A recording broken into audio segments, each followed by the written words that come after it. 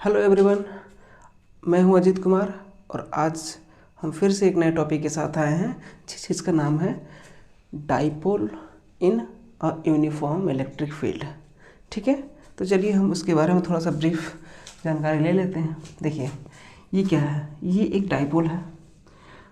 जैसा कि आप लोग डाइपोल के बारे में जानते हैं कि dipole is a system of two charges which is separated between a small with a small distance, यानी कि ये दो चार्जेस का पेयर होता है और जो कि एक स्मॉल डिस्टेंस से सेपरेट होता है। तो हमें क्या पढ़ना है कि एक डाइपोल है, जब उसे यूनिफॉर्म इलेक्ट्रिक फील्ड में रखा जाए तो हम इस पर इलेक्ट्रिक फील्ड अप्लाई कर देते हैं। ठीक है, इलेक्ट्रिक फील्ड का डायरेक्शन है आपका लेफ़्ट टू राइट। ठीक है, और इसी चीज़ को हम स्टडी करेंगे। ठीक है, ये हो गया ई वेक्टर। ठीक है, ये इलेक्ट्रिक फील्ड वेक्टर हो गया। अब देखिए, इलेक्ट्रिक फील्ड के साथ ये जो डाइपोल होगा कुछ एंगल बनाएगा, उस एंगल को हम क्या कहेंगे?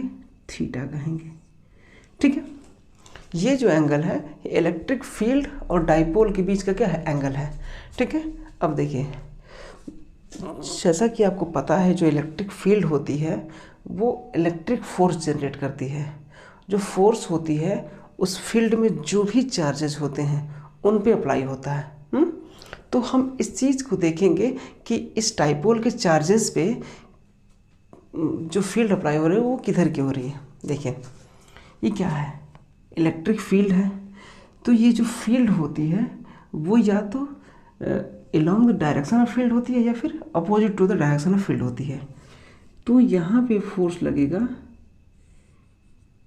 इधर, इसको बोलेंगे क्यू ई, यानी कि F is equal two plus minus में क्यू ई होता है। ये जो प्लस जो होता है वो डायरेक्शन, प्लस और माइनस जो होता है वो डायरेक्शन ऑफ फोर्सेस के बारे में एक्सप्लेन करता है। तो इधर जो लगेगा फोर्स वो in the direction of electric field, यानी कि यहाँ पे जो फोर्स है वो इलेक्ट्रिक फील्ड के डायरेक्शन में लग रहा है, इसलिए ये पॉजिटिव होगा। लेकिन जो यहाँ पे जो फोर्स है, यहाँ पे जो फोर्स है वो क्या है? Opposite to the direction of electric field है। जब opposite to direction of electric field होगा तो इस सिचुएशन में क्या होगा? ये जो क्यू ई है ये हो जाएगा माइनस में क्यू ई। ठीक है, ये हो जाएगा आपका माइनस में क्यू ई। तो देखिए, ये फोर्स क्या है?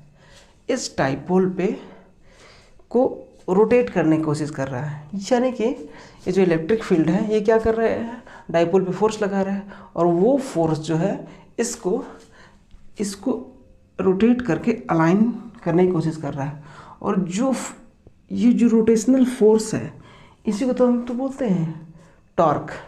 बेसिकली हम यहाँ पे टॉर्क ही पढ़ रहे हैं, जिसको एक कंडीशन का नाम दिया गया, यानी कि let a dipole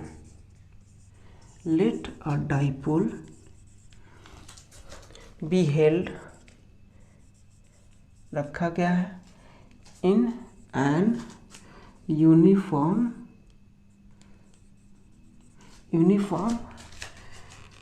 external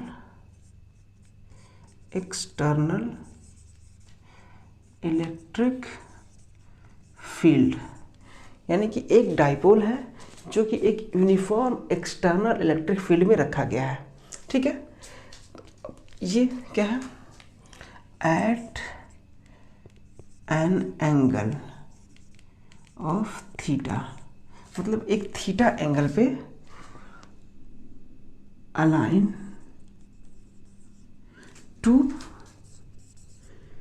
electric field, मतलब कि एक एंगल थीटा पे वो क्या है? झुका हुआ है, अलाइन किया हुआ है। और किसके अकॉर्डिंग? इलेक्ट्रिक फील्ड के अकॉर्डिंग, यानी कि इलेक्ट्रिक फील्ड से एक सब क्या कर रहा है? एंगल बना रहा है। तो देखिए, इस चीज़ को हम देखने की कोशिश करते हैं। देखिए, यहाँ पे हम एक चीज़ और देखेंगे।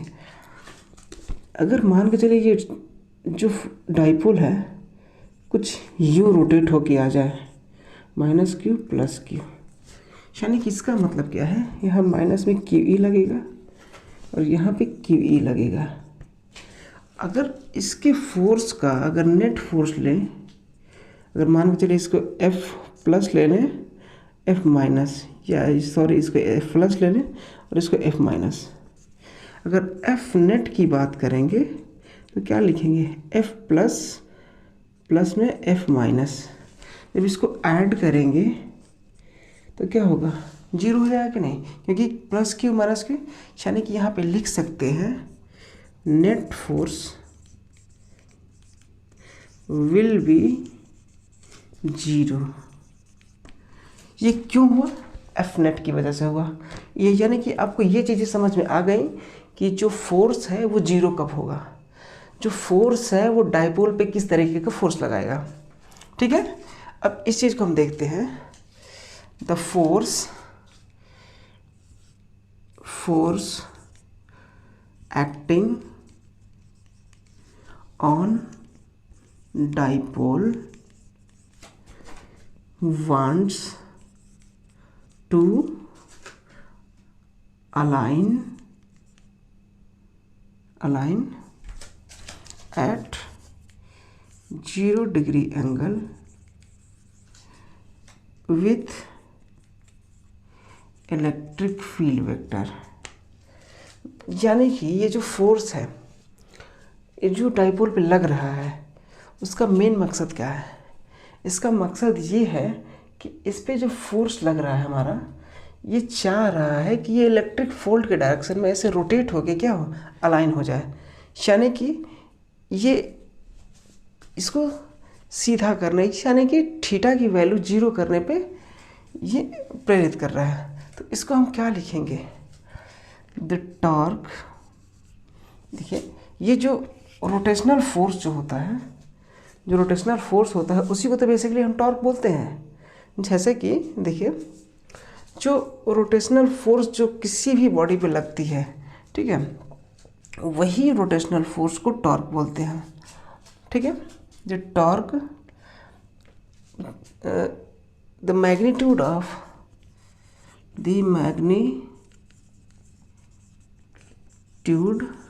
देखिए the magnitude of torque is equal to किसके इक्वल हो जाएगा, equal to magnitude of each forces. यानी कि जो यहाँ पे जो टॉर्क लग रहा है वो क्या है, एक रोटेशनल फोर्स है।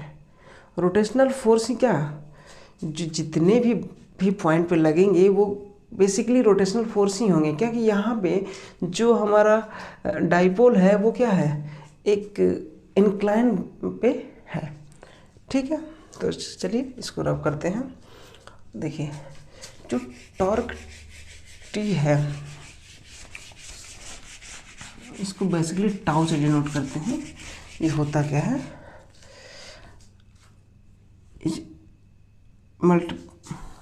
Magnitude of etch force. देखिए यहाँ पे ट्यू जो है Q E into 2a sine theta, ये कहाँ से आया, ये हमारे डाइपोल मोमेंट के हिसाब से आया है। ठीक है, तो हम इस चीज़ को कुछ ऐसे लिख सकते हैं, इसको और इसको साथ लेके हम क्या लिखेंगे, P, since P is equal to Q into 2a, ऐसे लिख सकते हैं। तो यहाँ पे वो कंडीशन बन रही है, ये और इसको लेके PE साइन थीटा। ठीक है, साइन जो थीटा होता है वो क्या, क्रॉस प्रोडक्ट को दिखाता है। क्रॉस प्रोडक्ट तो हम ये लिख सकते हैं कि जो टाउ है P क्रॉस में E, P क्रॉस में E, इस तरीके से हमारा क्या है, इस चीज़ को डिनोट करता है, P क्रॉस में E। अब हमें ये देखने वाली बात है कि जो P क्रॉस E है वो होती क्या है। ठीक है, P क्रॉस E का मतलब क्या होता है, P क्रॉस E बेसिकली हमें ये बताता है कि जब कोई भी इलेक्ट्रिक फील्ड किसी डाइपोल मोमेंट के मल्टीपल हो तो वो उसके डायरेक्शन ऑफ फोर्स को बताता है। ठीक है, यहाँ पे देखिए जैसे कि दो वेक्टर होता है, मान के चलिए ए है, ये बी है। अगर हम लिखते हैं ए क्रॉस बी, तो हम क्या करते हैं, अपने पाम को इस तरह से लेते हैं और ऐसे रोटेट करते हैं, तो हमें डायरेक्शन क्या मिलता है, परपेंडिकुलर मिलता है कि नहीं, यानी कि out of the plane. Same condition में अगर पी और ई का क्रॉस प्रोडक्ट करें तो यहाँ पे भी हमें डायरेक्शन ऑफ फोर्स लगेगा। इसमें जो फोर्स है वो कैसे डिसाइड होगा, right handed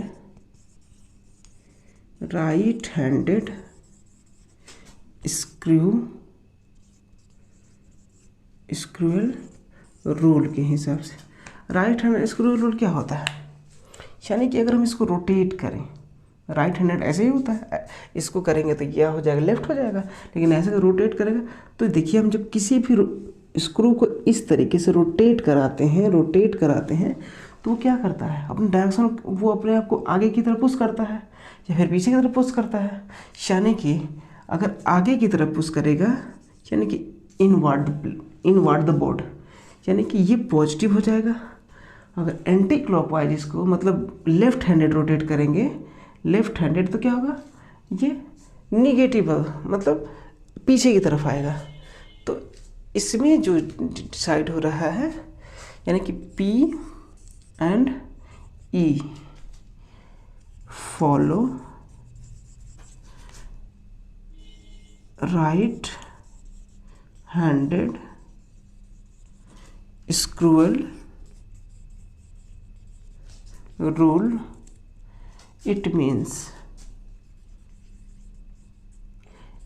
the direction of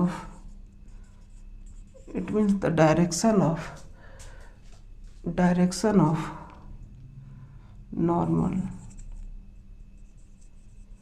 perpendicular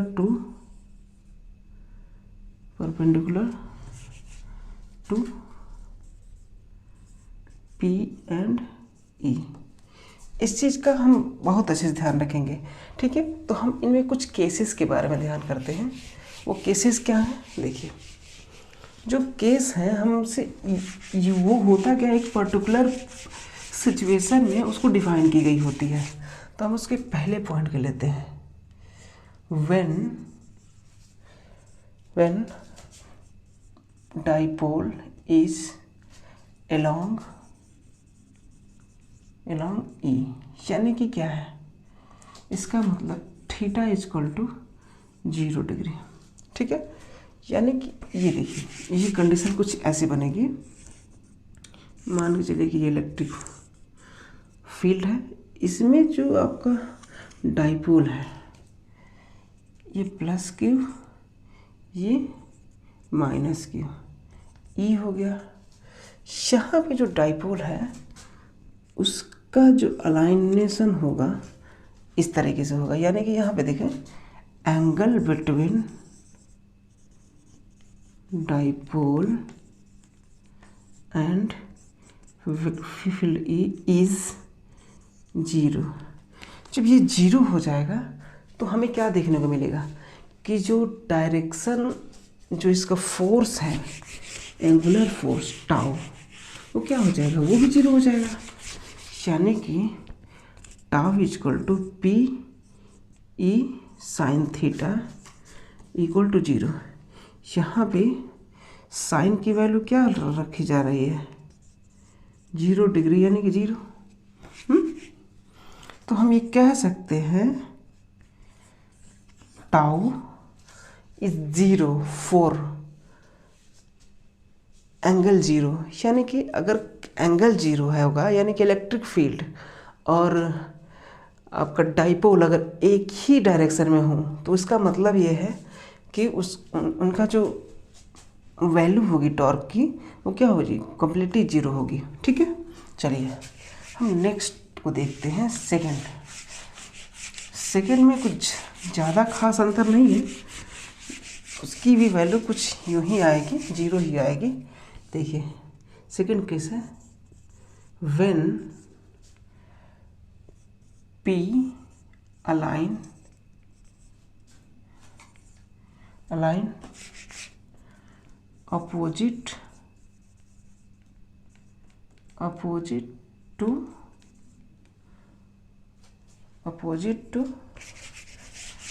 E, vector E. इसका मतलब क्या है, थीटा की वैल्यू जो है वो 180 डिग्री।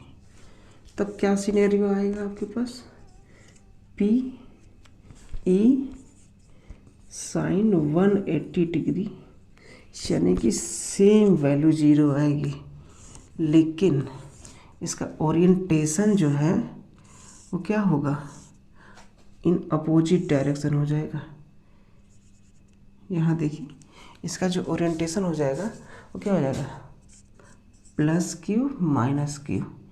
जो फील्ड इधर की तरफ था अभी फर्स्ट केस में, वो क्या हो जाएगा, रिवर्स हो जाएगा।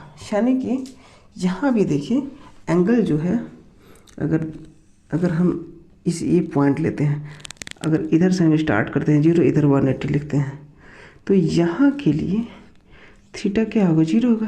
लेकिन यही चीज़ अगर रोटेट करके वापस यहाँ चली आए तो वैल्यू कितनी हो जाएगी, 180। यानी कि स्ट्रेट लाइन एंगल को यहाँ डिफाइन करेंगे। तो ये सेम चीज़ है। यानी कि हमने क्या सीखा, एक यूनिफॉर्म फील्ड था, उस यूनिफॉर्म फील्ड में एक डाइपोल था, उस यूनिफॉर्म एक्सटर्नल इलेक्ट्रिक फील्ड की वजह से उस डाइपोल पे क्या क्या फोर्सेस लगे उसके बारे में हमने स्टडी किया। उसके दो केसेस थे, अगर थीटा की वैल्यू 0 होती है यानी कि वो एक ही डायरेक्शन में अलाइन हो, यानी कि इलेक्ट्रिक फील्ड भी इधर और आपका डाइपोल भी इधर, इस सिचुएशन में टाउ की वैल्यू क्या हो जाएगी, 0। इन सेम फील्ड तो इधर है लेकिन जो डाइपोल है वो अपोजिट टू द फील्ड है। ये यानी कि इसका मतलब क्या है, जो थीटा की वैल्यू है क्या है, 180 डिग्री। ठीक है, 180 डिग्री साइन 180 डिग्री मतलब क्या होता है, 0। यानी कि सेम सिचुएशन रहेगी, बस उसका जो डायरेक्शन ऑफ डाइपोल होगा वो क्या होगा, अपोजिट होगा। आई होप कि आपको ये सारी चीज़ें समझ में आई होंगी। ठीक है, तो चलिए मिलते हैं आपको नेक्स्ट क्लासेस में। ठीक है, बाय।